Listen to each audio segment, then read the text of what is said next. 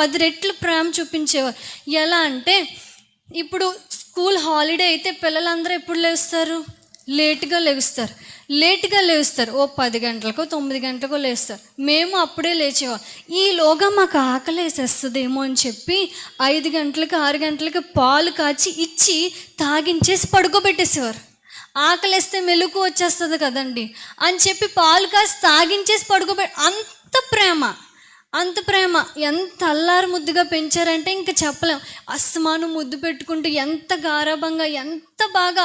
ఆవిడ లేనన్న ఆ ఊహ కూడా మాకు చాలా భయంకరంగా అనిపిస్తుంది.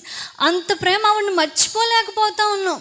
ఇంకా హాస్పిటల్లో ఉన్నారు వస్తారు అన్నట్టుగానే ఇలా తిరుగుతూ ఉన్నాం. ఆవిడ లేరన్న ధ్యాస కూడా రావట్లేదు. అయితే అంత అల్లారు ముద్దుగా పెంచారు. మమ్మల్నే కాదు, సంఘాన్ని కూడా పెంచారు. సంఘాన్ని ఎలా పెంచారంటే, మా అమ్మగారికి ఆరోగ్యం బాగుండేది కాదండి. మా అమ్మగారికి సహకరించేవి కాదు. చేతులేంటి కాళ్ళేంటి, ఆమె శరీరం అంతా బలహీనతే. ఆమె శరీరంలో అణువు ప్రతి జాయింట్ కూడా నొప్పుతోనే ఉండేది. దానివల్ల ఆమె పెయిన్ కిల్లర్స్ వేసుకుని అలా సాగించేవారు. అయితే అంత నొప్పైనా, అంత శ్రమ, ఆమె శరీరం ఆమెను వేధిస్తూ ఉన్నా ఆమె శ్రమ, ఆమెను బాధ్యత ఎప్పుడూ చేయకుండా ఉండలేదు. అంత శ్రమ పడినా సరే ఆమె బాధ్యతను విస్మరించలేదు. మా ఇంట్లో కావచ్చు, ఇంట్లో చేయవలసిన బాధ్యత ఇంట్లో చేసేవారు. వంట చేసేవారు, అందరికి అన్నం పెట్టేవారు. ఆవిడ పెడితేనే తినేవాళ్ళం మేము. అందరికి అన్నం పెట్టేవారు. ఇక్కడతో ఆగేవారా? కాదు.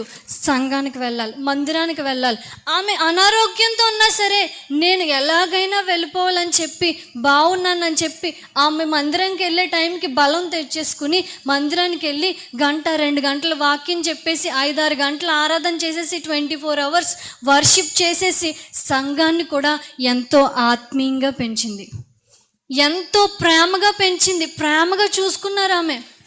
ఎంతలా అంటే ఆమె ప్రతి మాట కూడా ప్రతి ఒక్కరి గుండెల్లో ఉండిపోయింది.